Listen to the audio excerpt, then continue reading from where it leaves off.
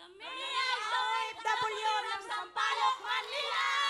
Mga bagong bayani, laban! Mandaan na kayo! Nandito na kami! Sa putukan! Manalo o matalo! Kami ay panalo! Putukan na! Yoy!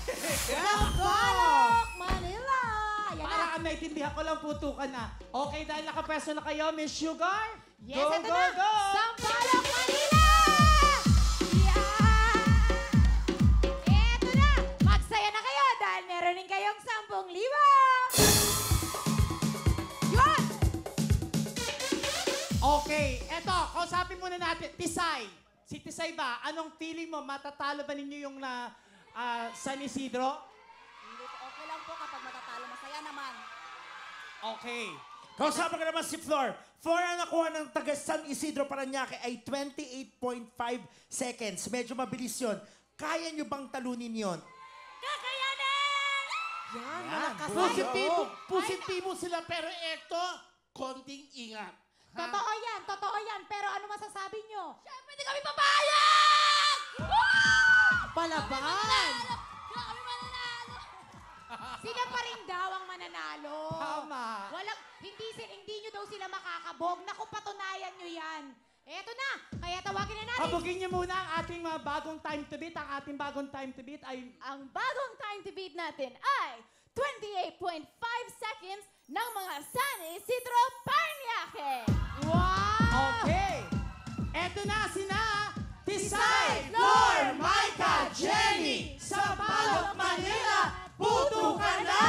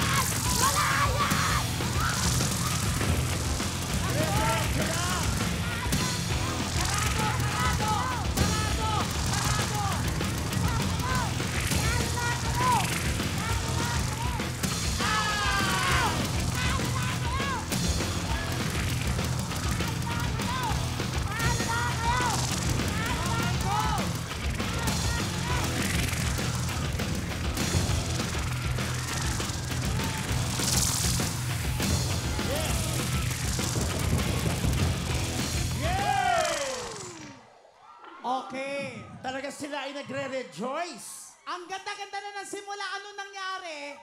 Grabe! Diyos ko, si Jenny, alam ni Jenny na mayroon siyang kasalanan.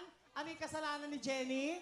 Nawakan ko yung Nawakan ko yung lobo. Okay. Alam ni Jenny na hawakan niya lobo. So meron kayong karagdagang 5 segundo. Pero okay lang yun kasi lahat naman tayo nagpunta dito para mag-enjoy. Tama. So, Yan ang alamin na importante. natin ang ating bagong time to beat. Yes, Kelly? 28.5 seconds. Yun! Okay. Alamin na natin ang time ng Sampaloc, Manila dahil ang oras nila ay... Ano kaya?